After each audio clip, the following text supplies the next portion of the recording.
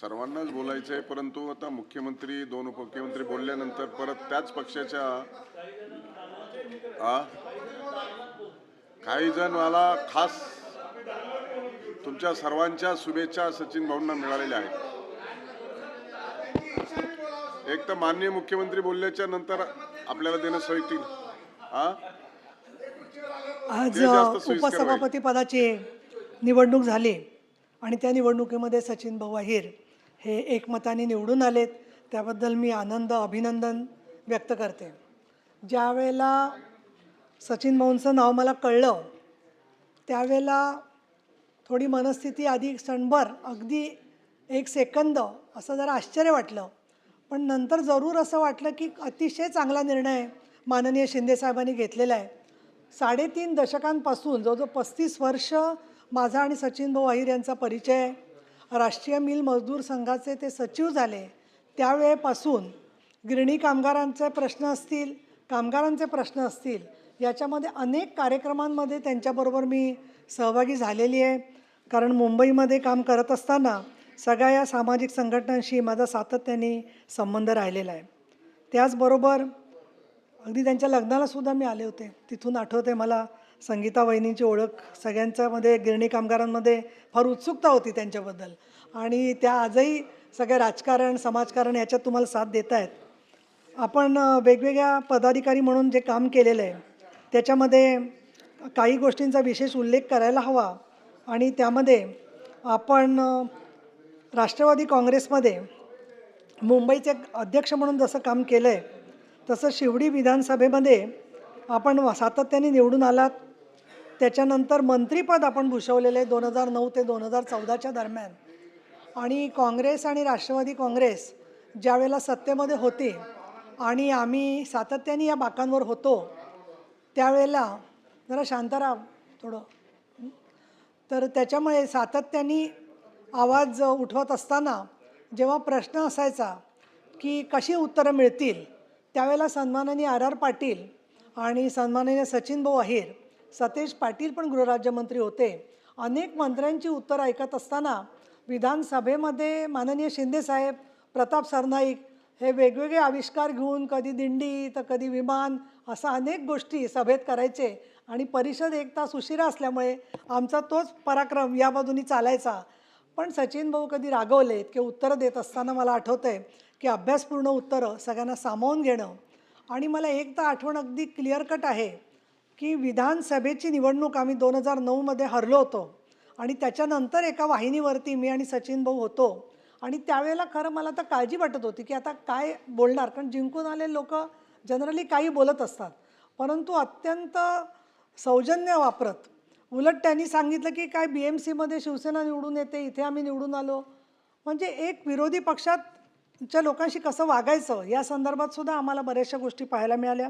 उदयजी सामंत हे सुद्धा यावेळेला अतून उत्तरं देत होते, त्यावेळेलाही आम्ही पाहिलं की प्रत्येकाचं सभासदाचं कसं समाधान होईल अशा पद्धतीने उत्तरं देत होता। काही काळ आपण पुण्याचे पालकमंत्री होता, आणि त्यावेळेलासुद्धा काही बैठका आम्ही पाहिल्या आणि फार वेगळा आम्हाला अनुभव आला। नंतर सचिनजी अहिर शिवसेनेमध्ये आले आणि शिवसेनेत त्यांनी प्रवेश केला, आणि त्यामध्ये त्यांचं काही म्हणजे वर्तमानपत्रात लोक वेगवेगळं बोलत आहेत, पण शिवसेनेत त्यांचं स्वागतच झालं होतं असं कोणी काय वाटलं असेल ते त्यांच्या मनामध्ये। आणि पुण्याचे संपर्क प्रमुख सचिन भाऊ झाले त्यावेळेलासुद्धा त्यांनी सातत्याने सन्मान केला, माझा सहकार्य केलं, आणि आजच एक वृत्तपत्रात बातमी आलेली आहे की पुण्यामध्ये जे शिवसेनेचे 5 संपर्क प्रमुख वेळोवेळी होऊन गेले त्यातले 1 किंवा 2 अपवाद सोडले तर सगळेजण आता इकडे आलेले आहेत, शिंदे साहेबांचं नेतृत्व घेऊन इकडे आलेले आहेत। म्हणजे एका अर्थाने ती काळाची पावलं त्यामधल्या संपर्क प्रमुख सगळे ओळखत आहेत असं मला वाटतं। त्याचबरोबर आपण कामगारांच्या प्रश्नावरती जसं काम करताय तसं संघटनात्मक कामसुद्धा आपण चांगल्या पद्धतीने लक्षवेधक असं केलेलं आहे। आज उपसभापती पदाची आपण जबाबदारी घेतलेली आहे, तर आपण याच्यापूर्वी जे थोर परंपरा असणारे अनेक उपसभापती होऊन गेलेले आहेत त्यांचा इथे मला थोडं नामोल्लेख करणं आवश्यक वाटतं आहे। याचं कारण असं की बऱ्याचशा वेळेला इतिहासामध्ये जी नावं जातात जरी लक्षात असली तरी त्यांचा उल्लेख होत नाही, परंतु आज रामचंद्र गणेश सोमण पहिले आपले उपसभापती, त्यानंतर VG लिमये, त्यानंतर माझ्या अगोदर आलेल्या एक महिला उपसभापती JT सिपाह मलानी या, त्याच्यानंतर संयुक्त महाराष्ट्राच्या निर्मितीनंतर VN देसाई, रामकृष्ण सूर्यभान गवई साहेब, अर्जुन गिरीधर पवार, दाजीबा पर्वत पाटील, सूर्यभान वहाडणे यांच्याबरोबर त्याच्यानंतर वसंतराव डावखरे, त्यांच्या अगोदर नारायण सदाशिव फरांदे, वसंतराव डावखरे सातत्याने 3 वेळेला उपसभापती झाले होते. माणिकराव गोविंदराव ठाकरे 14वे उपसभापती, मी 15वी आणि आपण 16वे, अशा पद्धतीचं माझंही नाव 16वं आहे, कारण दुसऱ्यांदा मी निवडून आले होते आणि आपण 17वे उपसभापती म्हणून हातामध्ये काम घेतलेलं आहे. तुम्हाला इतका संसदीय अतिशय चांगला अनुभव आहे. तुम्हाला उत्कृष्ट संसदरत्न पुरस्कार प्रतिभाताई पाटलांच्या हस्ते मिळालेला आहे. त्यामुळे विधानसभा आणि परिषद दोन्हीमध्ये कसं काम करायचं आहे याचा आपल्याला चांगला अनुभव आहे. माननीय शिंदेसाहेबांनी इथे मी जे उपसभापती झाले पहिल्यांदा 2019मध्ये, त्याला माननीय उद्धवसाहेबांनी आणि मला सगळ्यांनी इथे उपसभापती केलं. त्याच्यामध्ये माननीय चंद्रकांत दादा, देवेंद्र फडणवीस यांनी आमचं तेवढं बहुमत नसतानाही ते सर्व कौशल्याने घडवून आणलेलं होतं. आणि त्याच्यानंतर 2019 पासून ते 2026पर्यंत 7 वर्ष मला उपसभापती म्हणून कामाची संधी मिळाली.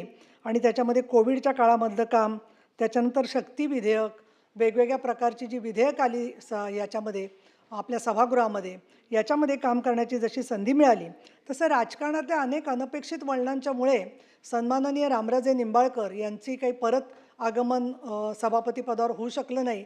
आणि मग 1.5 वर्षाचा काळ मला सभापती आणि उपसभापती ही दोन्ही कामं करावी लागली.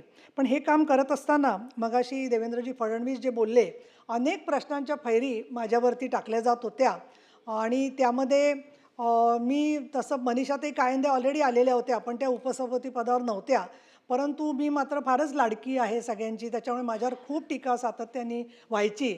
आणि त्याच्यामध्ये मला लढाऊ आमचे नेते शिंदेसाहेब आणि आपले वकील फडणवीस या दोघांची प्रचंड अशी साथ लाभायची. आणि कधी माझा काय प्रॉब्लेम असेल तो लक्षात घेतला की त्याच्यावरती योग्य ते उत्तर कायदेशीर काय आहे ते आमचे जसं वकील सांगायचे, तसं पूर्वीचे प्रेसिडेंट काय काय आहेत ते सांगण्याचं काम आपले सगळे सचिव जे आहेत ते तटस्थपणाने जे काय आहे ती वस्तुस्थिती सांगून सायटेशन पण द्यायचे.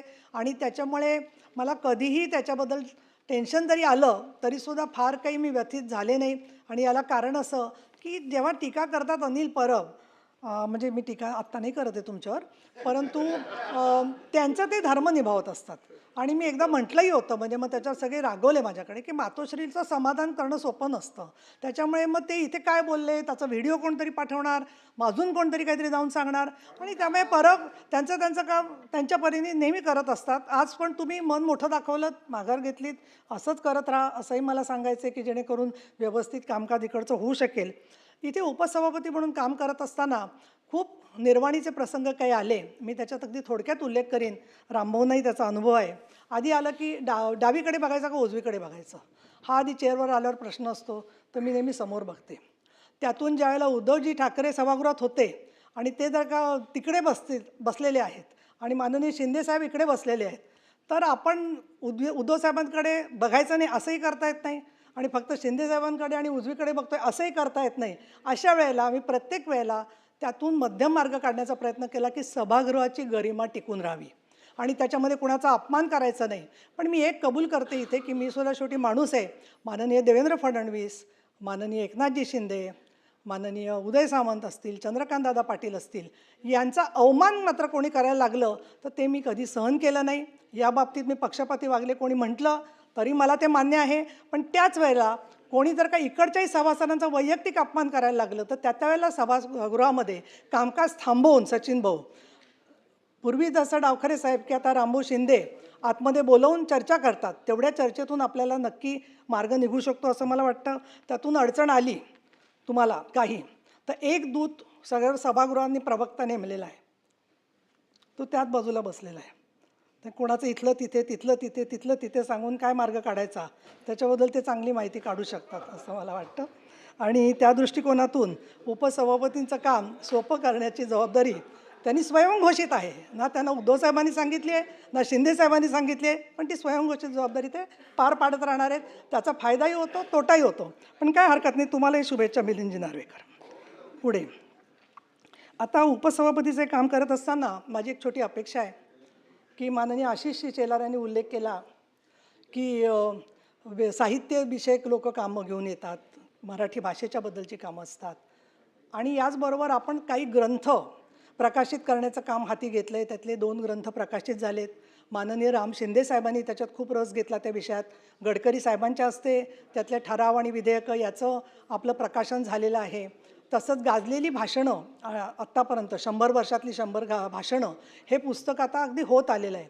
तर त्या पुस्तकांच्या कामामध्ये सुद्धा तुम्ही काम करू शकता. 4ही पदं पीठासीन अधिकाऱ्यांची आता पूर्णपणाने भरलेली आहेत. त्याचासुद्धा उपयोग तुम्हाला कामाच्यामध्ये होऊ शकेल. पण माननीय शिंदेसाहेब इथे सभागृहात आहेत, चंद्रकांत दादा आहेत. तर मला एक माझं निरीक्षण मात्र सांगायला पाहिजे. त्याच्यात मला असा कोणाचं अवमर्द करायचा नाही आहे, उपमर्द करायचा नाही आहे. पण सन्माननीय शिवाजीराव देशमुख होते, ते काँग्रेसचे होते. रामराजे निंबाळकर जे होते ते NCPचे होते. पण अनेक वेळेला पेचप्रसंग विधानसभेत तयार झाले तर विधानसभेचे अध्यक्ष, विधान परिषदेचे सभापती आणि उपसभापती, उपाध्यक्ष आणि सर्व गटनेते अशा अनेक बैठका वेळोवेळी झालेल्या आहेत. मग त्या हरिभाऊ बागडेंनी घेतल्या असतील, शिवाजीराव देशमुखांनी घेतल्या असतील, रामराजे निंबाळकरांनी घेतल्या असतील. आता एक मला असं वाटतं की त्या जो संवाद होता आपला, दोन्ही सभागृहांचा मिळून संवाद जो असायला लागतो की जेणेकरून दोन्ही सभागृह सुरळीत चालतात, तर त्याच्याचकडे थोडंसं लक्ष जास्त गेलं पाहिजे. गटनेत्यांची मिटिंग अगदी आपली व्यवस्थित होते, परंतु त्यामध्ये मात्र मला थोडासा संवादाचा अभाव जाणवतो. अगदी छोटं उदाहरण द्यायचं झालं तर आज माननीय शिंदेसाहेब आमचं साजिद खान यांचा शपथविधी झाला. पण आम्हाला कोणाला सभासदांना माहितीच नव्हतं. म्हणजे टीका अशी करायची नाही, पण निदान पक्षाच्या आमच्या सदस्यांना तर कळलं पाहिजे की आज शपथविधी होता. मी त्यांनाही विचारलं तर त्याच्यात काय कारणं असतील ते आपण जायला नको. पण मी दुसरी छोटीशी सूचना केली माननीय सभापती महोदय की आता मोठ्या मोठ्या व्यक्तींचे कार्यक्रम असतात आपले जयंतीचे, तर ते सगळ्यांना पिजन होलमध्ये मिळाले पाहिजेत कार्यक्रमाची माहिती. SMS गेला पाहिजे आधी की जेणेकरून आमदार त्याला उपस्थित राहतील. तर अशा बऱ्याचशा अजून छोट्या छोट्या गोष्टी असल्या तर त्याच्यात सुधारणा अजून आपण नक्कीच सगळे मिळून करू शकतो. आणि शेवटी मी असं म्हणेन बोलत असताना की मी अत्यंत ऋणी आहे सगळ्यांची, सभागृहातल्या प्रत्येक सदस्याची, विशेषतः मागच्या बाकावर बसणारे जे सभासद आहेत, पुढच्या बाकावर बसणारे सभासद आहेत. कारण तुम्ही आणि दरेकर यांचं तर अढळ स्थान आहे, अढळ स्थान आहे सभागृहामध्ये. कारण उजवीकडे आणि डावीकडे पाहिलं की मी आधी तुमच्याकडे बघते.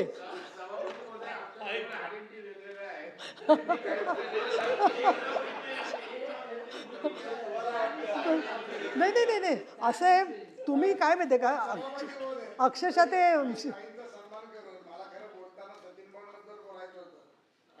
थांबा नाही आता अजून नंतर बोलणार आहात ना तुम्ही त्याच्यामध्ये. तर मला याच्यात एक सांगायचं आहे की असे प्रत्येक सभासदाचं फार वैशिष्ट्य आहे. दुसरं काही सभासद जे आहेत ना ते स्वभावाने खरंच खूप गरीब आहेत. म्हणजे ते एकदा हात वर करतात, दुसऱ्यांदा हात वर करतात, पण सारखे ओरडत नाहीत.